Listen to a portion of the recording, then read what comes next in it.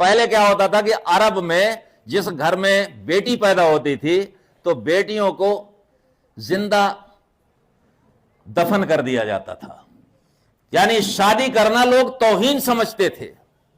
लेकिन मोहम्मद साहब जब आए तो उन्होंने उसका विरोध किया और बेटियों को प्रोटेक्शन, सुरक्षा देना शुरू किया।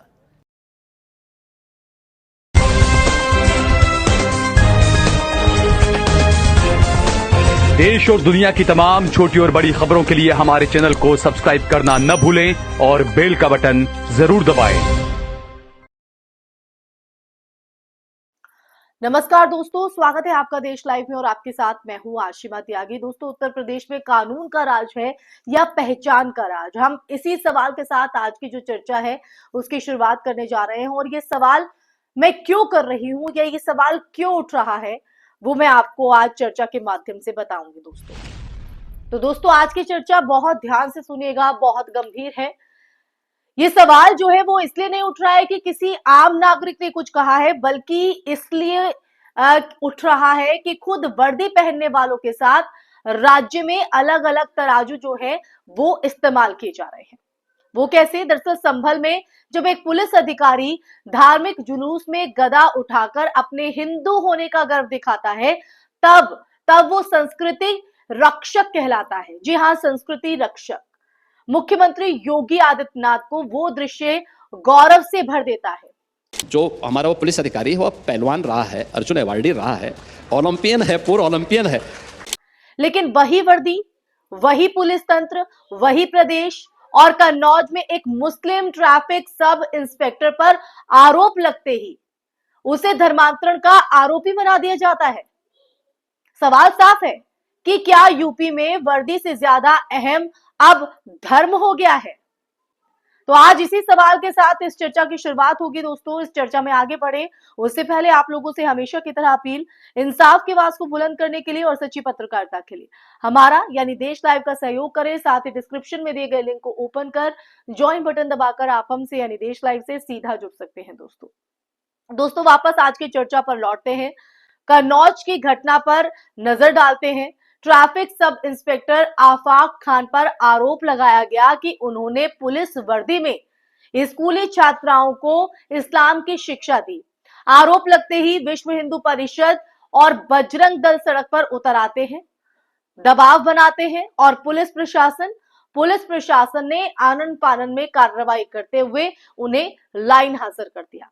अब देखिए, दिलचस्प बात क्या है? दिलचस्प बात यह है कि शुरुआती जानकारी में कहीं ये स्पष्ट नहीं है कि कोई जबरदस्ती हुई, कोई शिकायत छात्राओं या उनके अभिभावकों की तरफ से आई, या फिर इसके अलावा या कोई लिखित प्रमाण जो है वो सामने रखा गया। लेकिन भीड़ का जो शोर है वो शोर ही इतना ज्यादा था कि प्रक्रिया से पहले सजा तय हो गई। अब दोस्तों, जरा पलटकर आप संभल की तरफ देखिए। वहां पुलिस अधिकारी खुलेआम धार्मिक प्रतीकों के साथ मंच को साझा करते हैं।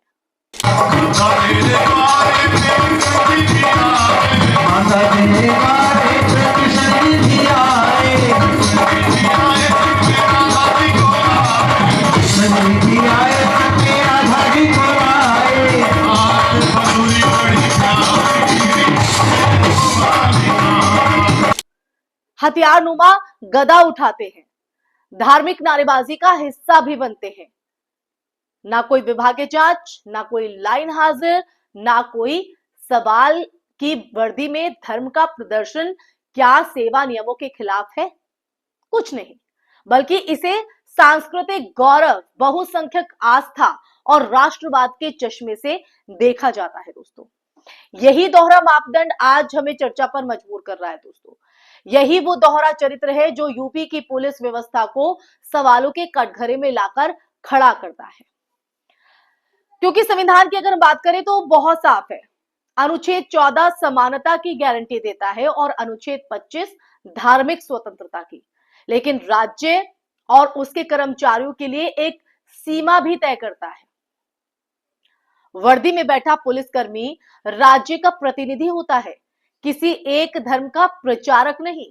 अगर यही पैमाना तो है तो वो पैमाना सब पर समान रूप से क्यों नहीं लागू होता? कन्नौज में अलग क्यों, संभल में अलग क्यों? हिंदू पुलिसकर्मी के लिए आस्था, मुस्लिम पुलिसकर्मी के लिए अपराध। ये दोहरा मापदंड क्यों? ये फर्क किस नियम पुस्तिका में लिखा है? ये सवाल बनता है दोस्तों। यहां एक और गंभीर सवाल उठता है, क्या किसी धार्मिक व्यक्तित्व का नाम लेकर नैतिक बात कहना अपने आप में अपराध हो गया है? पैगंबर मोहम्मद ने इंसानियत, बराबरी, दूसरे धर्मों के सम्मान का जो संदेश दिया वो सार्वभौमिक है। अगर कोई मुस्लिम अधिकारी किसी को समझाने के लिए उस नैतिक संदेश का उदाहरण देता है तो क्या वो अपने आप में जहर बन जाता है क्या? क्योंकि यहां तो इंसान वही उदाहरण दे सकता है जो वो पढ़ता है, जो जानता है। और अगर यही काम कोई हिंदू अधिकारी गीता, राम या हनुमान के उदाहरण से करे तो वो प्रेरणा कहलाती है। और कहलाती है दोस्तों, मैं मना नहीं करती हूँ, कहलाती है।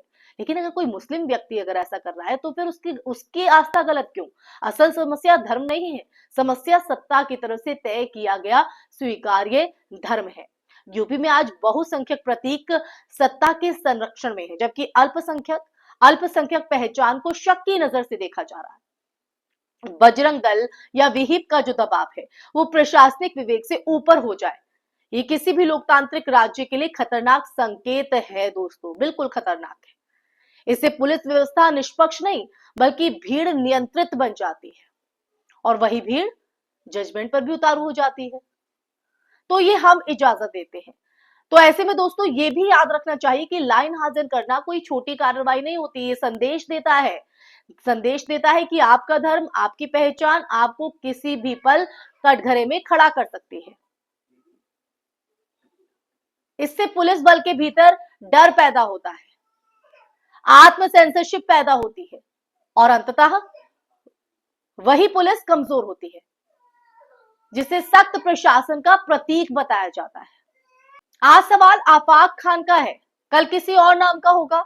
अगर आज इस दोहरे मापदंड को सामान्य मान लिया गया तो कल संविधान केवल किताबों में रह जाएगा दोस्तों, सिर्फ किताबों में।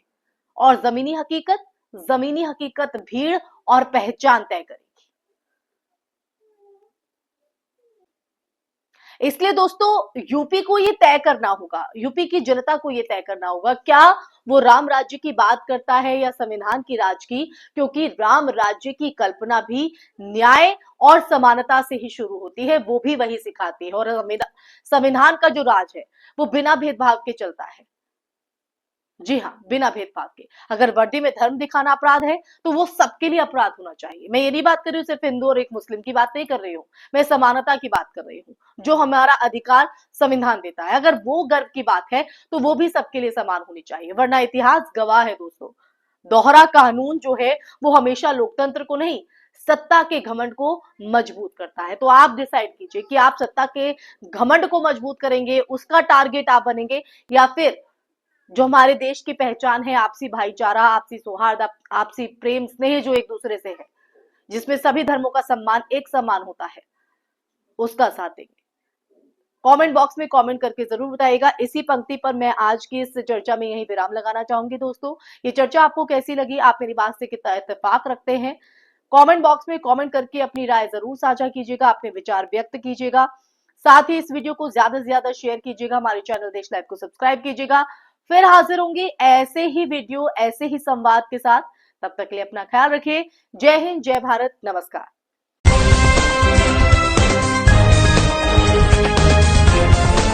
देश और दुनिया की तमाम छोटी और बड़ी खबरों के लिए हमारे चैनल को सब्सक्राइब करना न भूलें और बेल का बटन जरूर दबाएं।